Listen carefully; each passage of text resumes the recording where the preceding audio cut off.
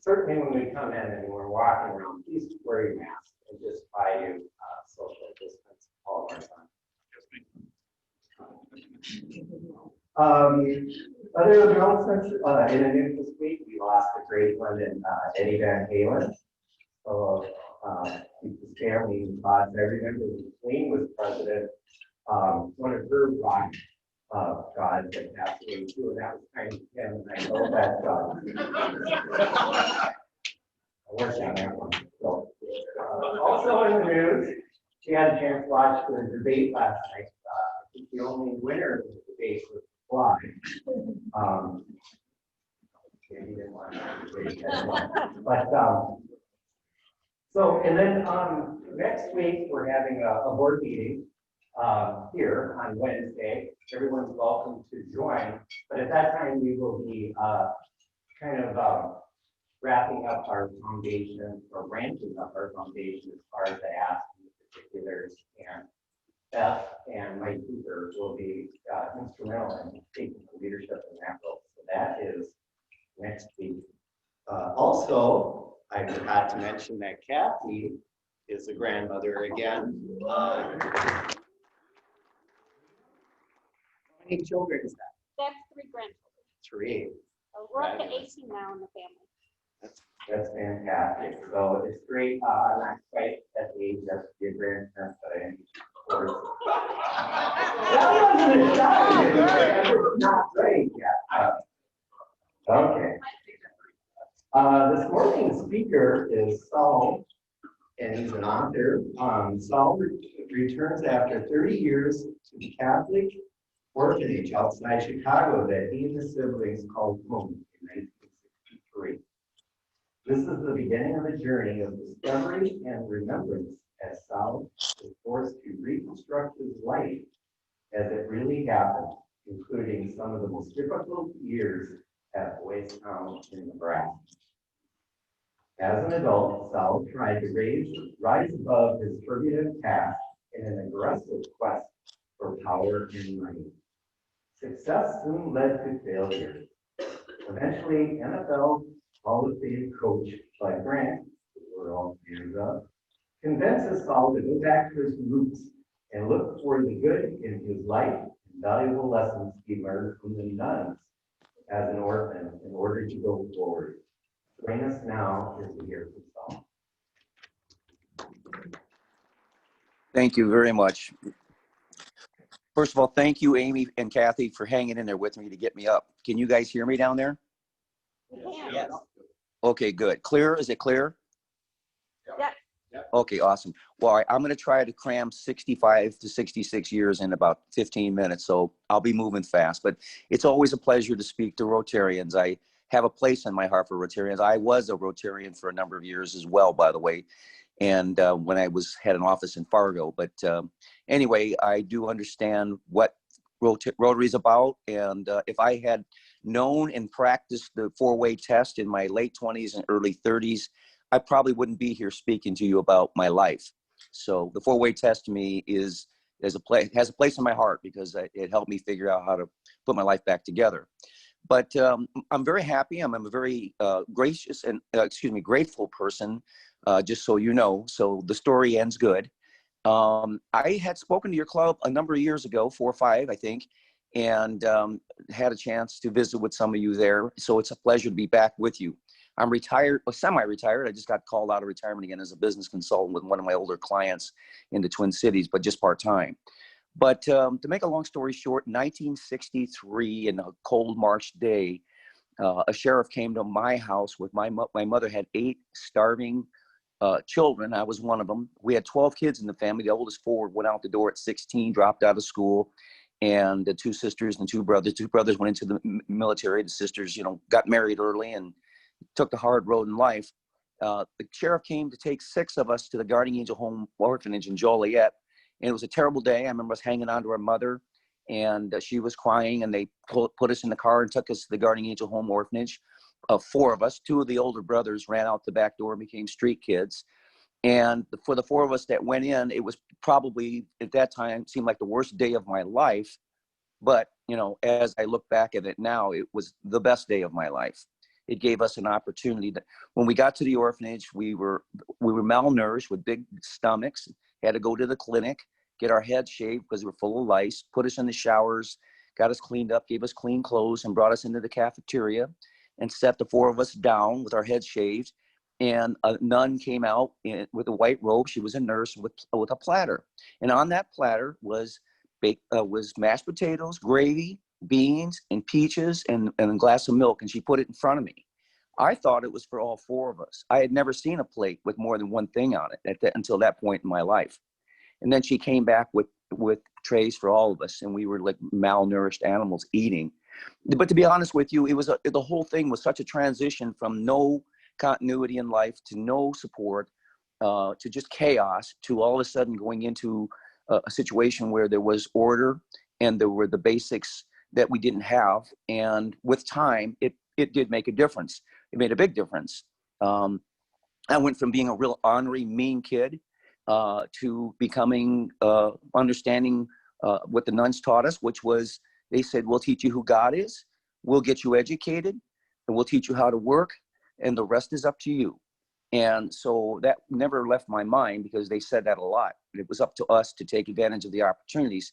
So with time, I started to conform, and we got an education, and they sent me to school in town, to the Cathedral School, which was the wealthy kids' school, I always called them, because they were the kids whose families were physicians and lawyers and merchants and stuff. And I got to see how good kids lived.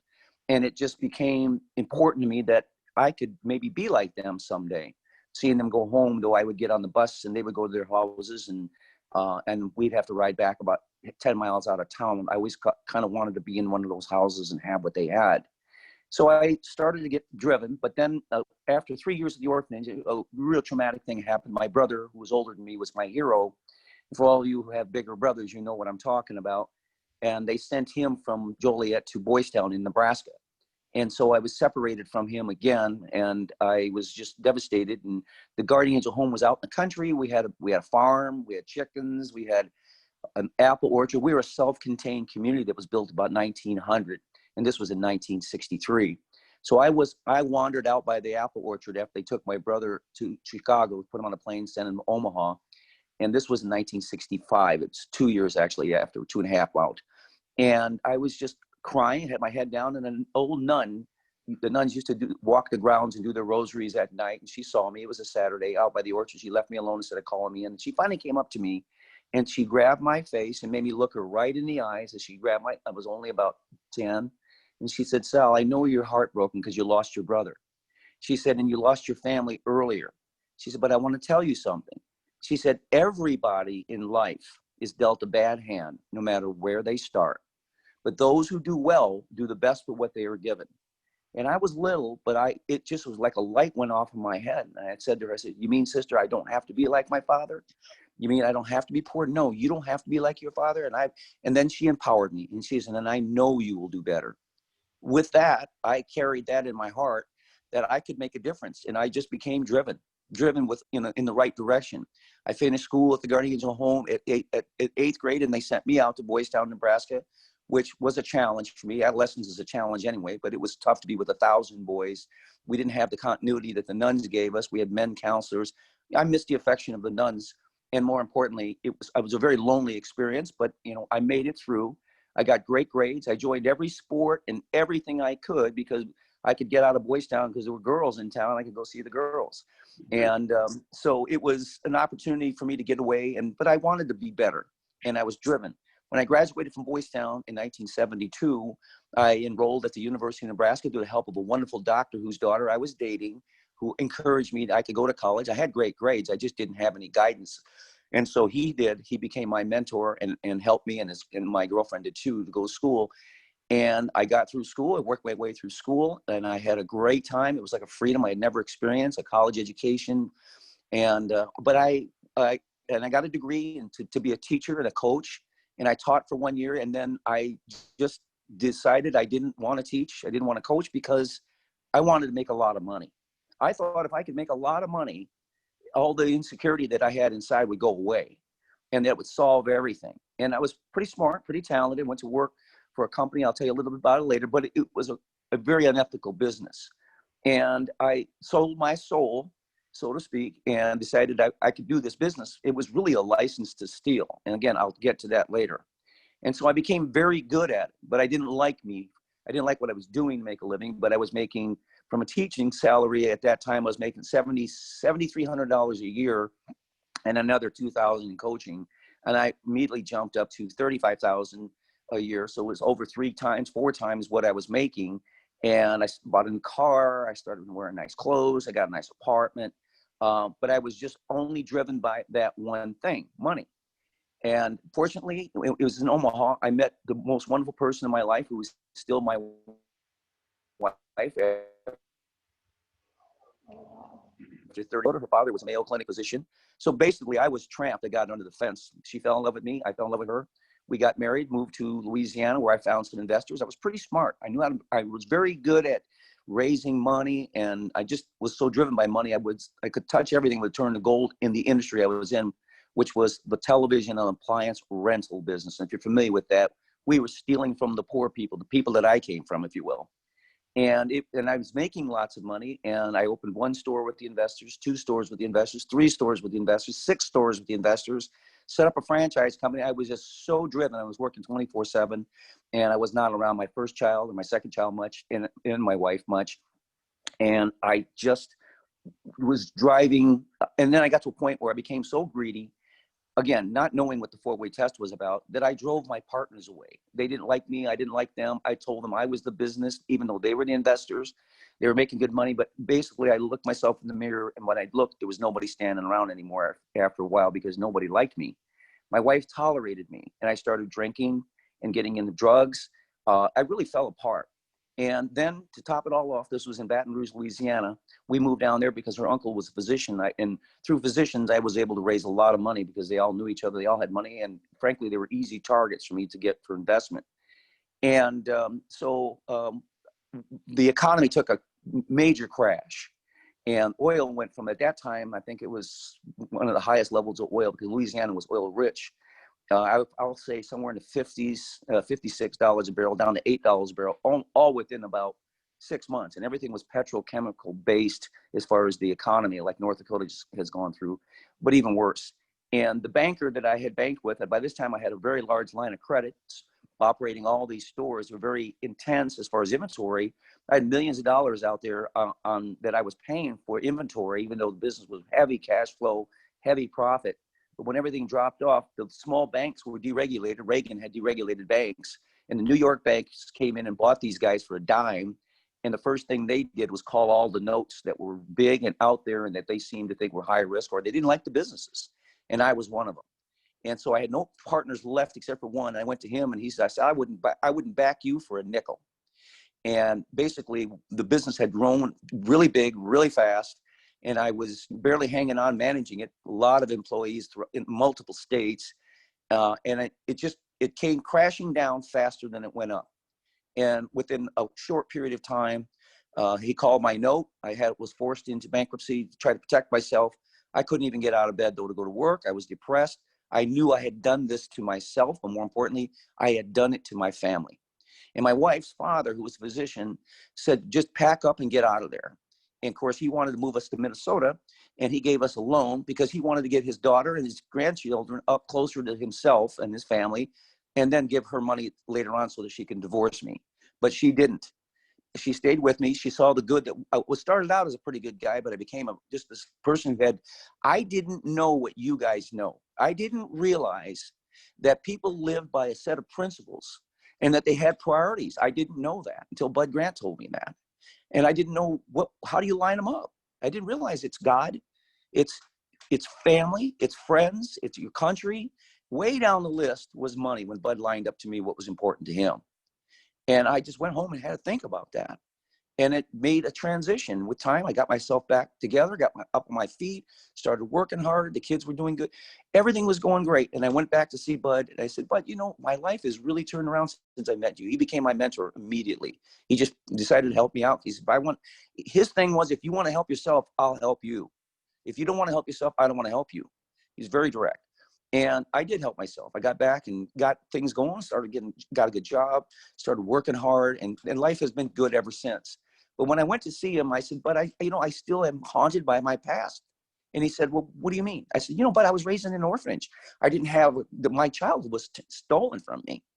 And he said, well, you were in the orphanage. I said, that's right, bud. I was in an orphanage. He said, but did the nuns have to take you in? Did they give you 3 meals a day? Yep. Did they give you clean sheets? Yep. Did they give you clean clothes? Yep. Did they educate you? Yep. Well, I think you ought to go back and thank those nuns. I think you're feeling sorry for yourself. And again, this was about as profound a statement as anybody had ever told me. And again, the light went off. I had been looking at the wrong things. I had been looking at the things that I didn't have instead of looking at the people and the kindness of the great people along the way. And I had to do an inventory. And when I did, those nuns were top on the list. Then it was Dr. Magruder who helped me get into school. Then it was the Goins family in Grand Island, Nebraska. And the list just continued. Of course, my wife stayed with me, and we're very much in love. We just celebrated our 39th anniversary just 2 days ago. And he said, but there's another step, Sal. I said, what is it besides that? You need to pass it on. And so now for the last 25 years, almost 30, well, 25, I have done well. Business is good. I'm very grateful. And I spend my time, especially mentoring young people that need help. We built a retreat center up here where I'm at now for nuns in northern Minnesota and priests. It's free, but we opened it up to ministers, people with cancer, people who have life trouble. It's been all about exactly what Bud said, passing it on and giving it back. So I'm a very grateful person. And of course, I always like to tell Rotarians, I'm trying to cut this real short for you because I was late. Everything that you guys do, everybody you have given to, everybody that you will give to has and will be touched by your kindness. You do make a difference. And I can tell you one real quick story. When I was on the playground in first grade before we went to the orphanage, in about this time of year in October, I didn't have a coat. And the teacher there was a woman by the name of Mrs. Brock, Josephine Brock. And she was a widow, World War II widow. She had a boy that was my age, a little skinny little kid. And I was the meanest kid on the playground because I had an attitude. And he, the first day of school, he pooped his pants. I apologize for saying that. He was in the front row, and she was the teacher, and all the other kids had been with him in kindergarten started making fun of him in school. She had to take him to the bathroom, clean him up, bring him back. He cried, and on the playground there at noon, the kids cornered him in the corner with making fun of him. Of course, being the mean kid I was, I would have beat every one of those kids up. And then he kind of took a liking to me. So anyway, one of the people so she took me to town and bought me a coat because I didn't have a coat. And I never forgot that act of kindness. That was many years ago. So when I went back and was doing my inventory, I went to see the nuns. I decided to go south to Kankakee and see if I can find her. Went in the church where the school was gone, but the church was there. They having the mass going. So after mass, I went up behind the altar. I talked to the priest, and he was a young priest. He was too young to have been there when I was. But there was an older woman who was working and taking his vestments. And I said, I went to school here as a kid back in the late 50s, early 60s. It was a real nice woman who was really good to me. And I said, her name was Josephine. She said, Josephine Brock. He said, she just died. But she has a son here in town who's a real prominent attorney. His name is Sidney. Well, Sidney looked like a little Don Knotts when I was a kid, the little ears sticking out, everything. He was just a skinny little kid. I think he didn't have a father. I think that affected him. So she gave me his phone number. I called him and left a message on his answer machine. I said, if you ever, get this message, I want to thank you. I heard your mother died. I want to thank you for what your mother did for me. I never forgot that. So when I said, I'll be staying at the Hilton in Chicago, I'm at a conference. And then if you would like, I'm in room 249 or whatever it was, you give me a call. Anyway, I got to the hotel and I got a call from this guy with this real deep voice. Sal DeLeo? I said, yeah, Sidney Brock. He didn't sound like the Sidney I expected him to grow up to be. And he said, I just want to thank you for what you said about my mother. I don't know how she ever did it, he said. She was single, wasn't making any money, but she helped so many people. When she died, I got so many letters and calls from people from all over. But anyway, thank you for what you said. He said, yeah, I remember you, by the way. And you were the meanest and dirtiest rotten kid in the whole school. And then he said, and I hope your life has turned out well. And I said, it has, Sidney. Thank you for this call. It means a lot. So with that understanding about giving back and doing an inventory, I carry that message about the power of gratitude. It's a life changer. I like speaking to people like you guys because you give. And I think sometimes, even when I was a Rotarian, you wonder, am I really making a difference? Is what we do here, does it really, especially if you keep helping the same group of people and you just wonder. But believe me, it does. It makes all the difference in the world. So I want to thank you for the opportunity to speak to you. I want to thank you for what you do for all the people you help and let you know that it is truly being received.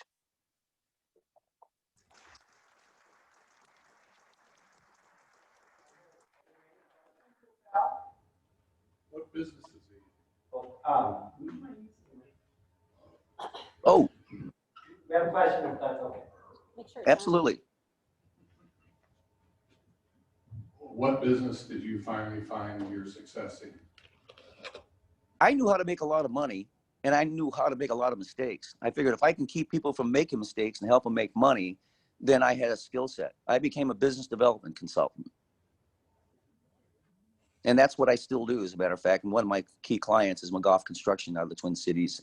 I'm handling business development from in North Dakota. We opened up North Dakota, South Dakota, Iowa, and down into Texas. I'm good at training young people, engineers, people that really don't have a lot of training in developing relationship skill sets and sales and marketing and that kind of thing. So I became a business consultant and helped businesses that were on their back or going down, turning them around, hiring, training, firing, refinancing, the things that, again, that I learned to do, but wasn't good at, but good enough to be dangerous. But I knew how to find people smarter than me to help us get the solutions we needed. Do we have any other questions? Online, perhaps? Clint, you're usually good for a question. What have your children gone on to do? That's a great question.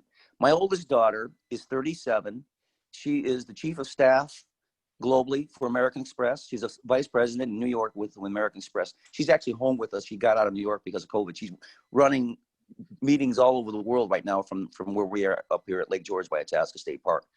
She got an undergraduate degree and a master's in communications at the University of Missouri, speaks 2 languages very fluently. Our youngest daughter went to the University of Minnesota with an undergraduate and a master's degree, speaks 2 languages very fluently, and she's a marketing director for a very large company in the Twin Cities. And we have 2 grandchildren. All the kids are well educated. Our children are wonderful. You know, I hope I don't sound too. I'll just say God blessed me with a beautiful, wonderful wife who helped me raise 2 great kids, and they're happy. So I guess more importantly, they're nice people. Congratulations. Thank you. I had a question. It was about the rest of your family. Were you able to reconnect with your brother at Boys Town or the rest of your siblings after later in life? Good question. Just so you know, of the 12 kids, I was 11th. 4 are now gone. But I was able to reconnect with them after Boys Town in college. And, you know, for a long time, I didn't want to because I didn't want to remember the past. But to be honest with you, the 4 of us that went into the orphanage really had the best opportunities. And because we got educated. My sister became a Catholic nun, my oldest sister, who it was 2 boys and 2 girls went into the orphanage. My brother Mario is retired down in Texas, and he's done extremely well working for Otis Elevator Company. He retired and has a beautiful home out in the hills in Texas, and his life has been great. My sister Maria became a nun. Unfortunately, she died at 39. My sister Kitty, she became an entrepreneur up and got educated, went up to Alaska in the 60s and 70s, and really, you know, made a good name for herself. She's very entrepreneurial. The older ones that got married young I always thought we got the bad end of the deal, but obviously when you look back and see what you got, you know, we were the fortunate ones. They had tougher lives, but they've all turned out to be good people. Like I said, my brother Jerry, the older ones are gone. He died. He was a Vietnam vet, but just a tremendous person. My sister Angie was a wonderful person. They had tougher lives than we did. 2 of the brothers actually who only had 8th grade education have been very, very well, done really well in real estate and stuff. And so they did good. And they all turned out to be really decent people, except I have one brother who's schizophrenic, and, you know, his life is a mess, and he's in his 70s and no way to help him. And, but for the most part, we had reconnected. For all of us that are still alive, we stay connected, love each other very much. And when we get together in a room, no matter what the education differences were, we're all so similar and in disposition. It's really neat to be together. But I hadn't seen many of them for almost 35 years until after Bud and I become friends. That was one of the things he told me to do, was reconnect with my siblings. So the end of the story is, yes, we got together, and yes, they had to take different paths.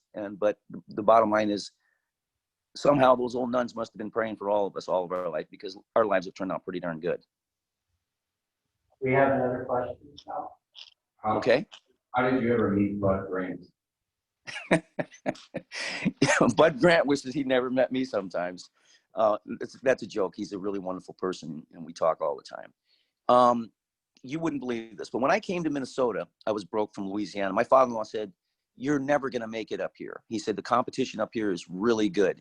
And you're just, he was calling a spade a spade. He's an old Texan. He said, you're just a bum. I said, all right, I am a bum, but I bet I can make some money up here. Anyway, make a long story short, I asked him who his stockbroker was. He goes, why do you want to talk to my stockbroker? I said, I want to learn. And he was with a real large firm downtown Minneapolis. I won't mention that firm, stockbroker. He was the manager of the office. I said, I want to learn who the entrepreneurs are in town because I get how they think. And I want to know who's either going to be underwritten or who has been underwritten because I want to know where the money's going. And he looked at me kind of funny and he gave me the name of the manager. I drove up to Minneapolis. We were staying in Rochester because we were living with them after we first moved up. And I sat down with this guy and told him exactly what happened. I fell apart and told him the whole thing I'm telling you, but not to the level to where I can take it now. But he said, I admire you for, bearing your bones. A lot of people fail. So he gave me the name of 3 different companies that he thought were good. One of them was Medtronic was on its way. Anyway, I got 2 job offers in a week. I went back. My father-in-law just was furious that I got a good job. And I said, we moved to Minneapolis. But it wasn't long, about 2 months later, and I was making pretty good money considering I had just lost everything. And we got an apartment in Bloomington and we're down on the river. It was nice. And but I was starting to have trouble. I was starting to not focus. I wanted to get out there and hit the home run again. And, it was that same old age-old mistake. Lots of people who straighten themselves out fall off the wagon. And so when I was at Boys Town, we could only get 2 football teams on television down in Omaha, the Kansas City Chiefs and the Minnesota Vikings. Well, I loved watching Bud coach the Vikings. I loved watching the Purple People Eaters, the way they played football, and I loved his demeanor. So I thought I needed a mentor. And just out of the clear blue, I called the Minnesota Vikings office, and Mary, the former secretary, receptionist there, answered the phone. And I said, I would like to see if I could speak with Bud Grant. So she said, hold on. I thought she was going to take a message or put me into his answer machine. She put me right into his office, and Bud answered the phone, and I about choked. I went, Mr. Grant? He said, yeah. I mean, I couldn't get the words out. I said, my name is Sal DeLeo. And I said, I just relocated from Louisiana to Minnesota. I said, I had a very large business in multiple states. I lost millions of dollars. And the first thing he did is he interjected, Bud being who he is, goes, well, why are you calling me? And like I was looking for money. I said, well, when I went to Boys Town in high school, because Boys Town, he said, I supported Boys Town. I said, I fell apart because I couldn't manage stress. And I said, I really, I don't know how to manage my life. And, he was quiet. And he said, well, what are you doing for lunch tomorrow? And we went out for lunch and we became friends that day. And he took me under his wing. So it's an amazing thing the way it worked. Wow, that's very inspiring.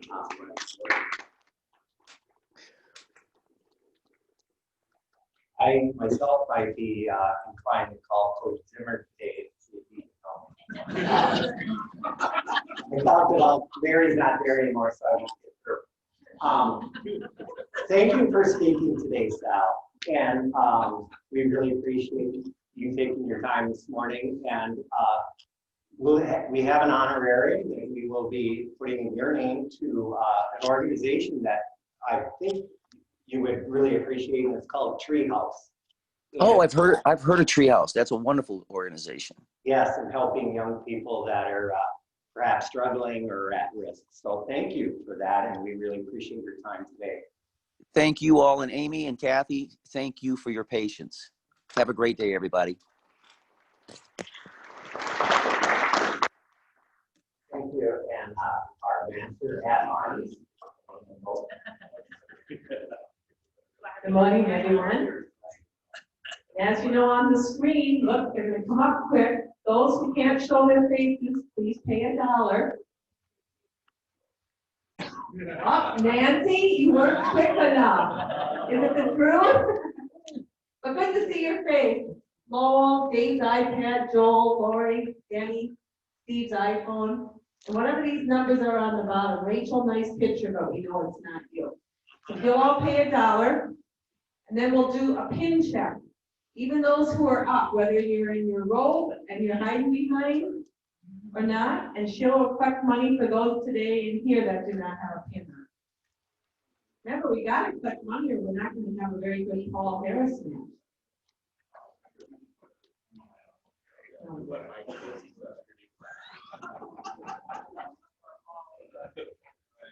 So let's see, online we have about 20 or 21? 23, so we'll be glad to collect for pins, and we'll be glad to collect for those who are hiding. Jim, nice picture, but you still gotta pay it out. And while she's collecting, this will just be an all room, whoever guesses it first, the others can pay. What event is happening this weekend to support a local nonprofit that we also support? Oh, it's the Bourbon Cigar. Wow. I guess everyone has to pay $1. It is the Lakeville Public Safety Foundation is having their delayed bingo from last spring. It's going to be at Fire Station 1. And it might be sold out, but it'll be from 2 to 4 because they're going to be able to put people outside and social distance on that. With the loss of the 9/11 ball, that we're doing smaller, littler things to try to make up the 50 or 60,000. Start all over again. So, you guys all pay, and then we'll start over here. We're gonna learn a little bit about Rotary in depth. So Ken, you'll probably know all of these, just being past president. When is Rotary's anniversary every year?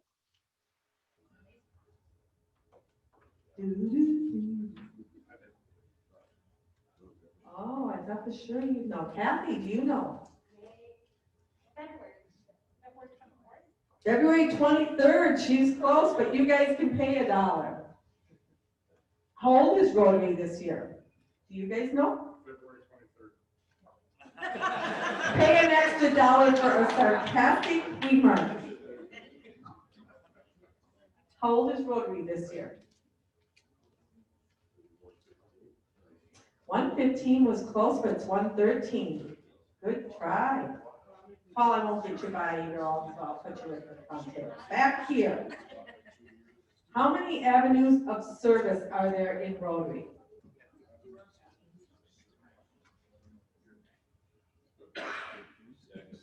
5. Nope. Paul, I'll jump you up here with Judy and Steve and Mike. Name 3 of the avenue of services.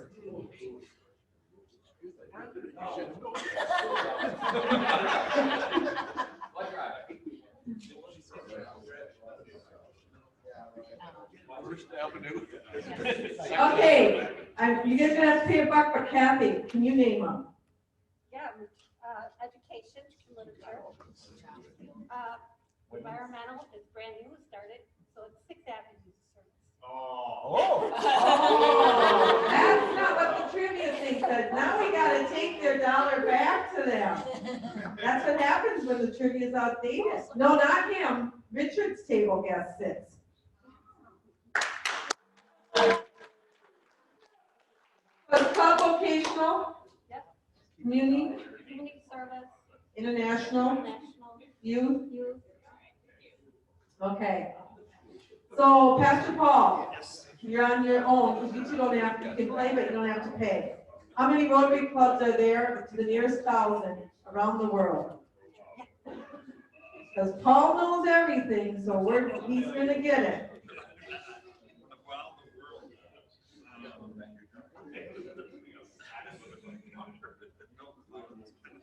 Yep. 2 billion. Really? Wow, that's a lot of clubs, 35,000. Of course, that might be outdated now. I pulled it off the internet. All right, what project has the highest priority of all Rotary programs? Oleo Plus. When was it first introduced through Rotary?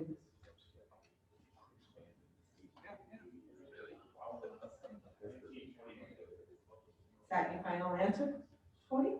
No, one who donates. Oh, you were so close. 85. Good try. This was sorrow. Okay, it's just Chris on his own. In what year did the Rotary Council legislation remove the provision that Rotary was for males only? 1989. Yep, Leah Godot was one of us. So online here, let's finish you up. I don't know if you guys can see each other in a row there, but let's take the top two rows. Cheryl, Jay, Jim, Lynn. In what country was the first Rotary Club outside the U.S.? Country or city? I said country. What do you think? Canada? Canada. Winnipeg. Okay, Canada is right. Where in Canada? Toronto. Toronto. Nancy, you're not Winnipeg. in this one yet. I'm on the top row in my screen. Oh, sorry. Now we have an issue, so any of you there, we'll give you a couple of them. Winnipeg. It is Winnipeg. Toronto is the first guess. What year?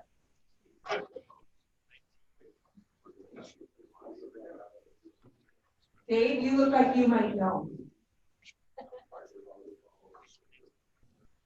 Do we have to be exact or can it be in a decade? No, it has to be exact. Because you're all paying a buck no matter what. Anyone got an answer? 1912. Well, thank you all for playing. We'll look forward to seeing you soon someday. No, happy dollars. Happy dollars. Any of you online have a happy dollar? Tom, what are you happy about today? Tom Bonham. What are you happy about today? I'm happy to be married. That was the right How about you, Roger? I'm happy that my landscape project outside is getting done and my life will be back to normal without having people running around. Brian? You're on mute.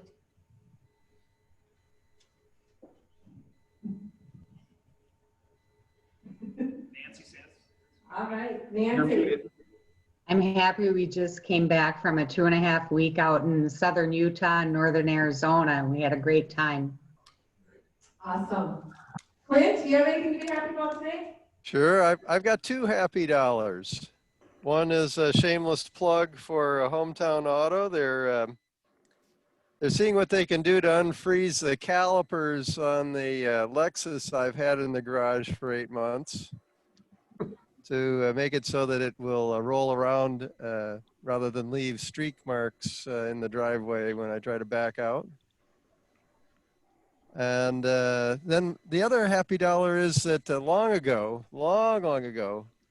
I imagined that the perfect job was one in which I'd get paid to read. And because I like to read. But as it turns out, this past week, what I'm getting paid to do is write. So I've been writing blogs for the company I work for, and they've been getting posted. So I'm getting paid to write, which is almost as good as getting paid to read. Awesome. Anyone else on the screen? Brian. Oh, Brian? Yeah. You got one now? You can talk. He's struggling. While he's working on that, I have a sad but a happy one. The excursion, the 2003 excursion, sad to see it go, but I sold it to a guy in Colorado who's coming in on Friday and ran it for 16 years. So. Well, thank you everyone online for participating. Who's happy? Pastor Paul. Go ahead and talk on that. Right here. Happy dollar for my son Joshua and his friend Keegan are here today. Just join Joshua as a testament, so I'll be praying for that. Second is I'm happy because I'll be doing a makeup meeting in Sedona, Arizona next week. So happy that I'll be down doing some hiking in the desert. I'm not making it up because it's 5 in the morning. Richard? Or yellow.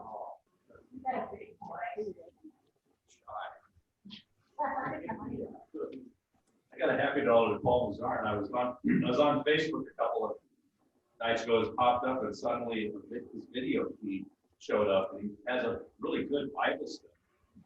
It's good. So happy dollar on that. Happy dollar to Greg Lemire. Happy placed one large campaign sign, and they got one left. Anybody else? Ken? Well, I'm not sure I can keep up with Clint, but I have two happy dollars this morning. Number one, for our speaker this morning, I thought very inspirational, very much goes right to the core of what Rotary does and what it reminds us of our service above self. The second was for this past weekend, for those of us that went out Rotarians and the turnout for the Lake Marion Association, and particularly hats off to Craig Chainsaw Manson and all the things that he did so good. There's a new nickname. I was actually gonna say who helped, and they could each pick two people to find, and I decided not to. Julia, you were there, and Ken, you were there, and I'm sorry, Rick Scott. Rick was there, and Steve, so great job, and Ken. Wow, so we got good representation. Full disclosure, I was not there, but he Your was. husband. So I The don't. pseudo-Rotarian. Yeah, well, or a homeowner on the lake, so he kind of was dual purpose, but it was nice that Craig was able to put that out. It's great help for the city, and how they really appreciate it. So I think they, Boy Scouts, yes, thank you. And I think they took 6 loads out, 4 loads out and shipped it all up, so big transition over there. All right, picking the number. Keegan. Oh, thank you. I'm happy just to be here and be surrounded by all of you guys that don't know too much about Rotary, but just hearing about it a little bit this morning. Definitely something I'll consider getting into later in life, and just people that are dedicated to service and generosity. So encouraging to be here. So thank you. Very much appreciated. Put the basket away before she blew the number.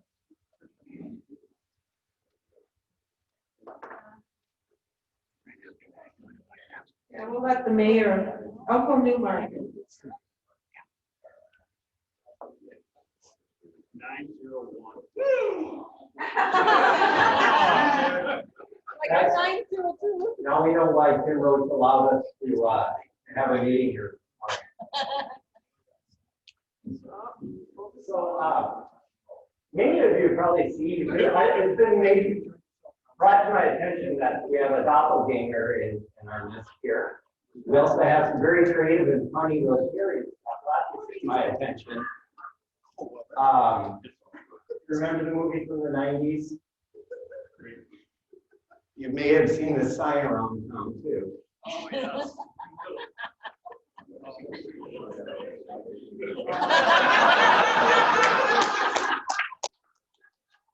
I posted a 60-year-old version. Thank you, thank you for Rotarians for bringing that up. Well, that's for ending on a high note.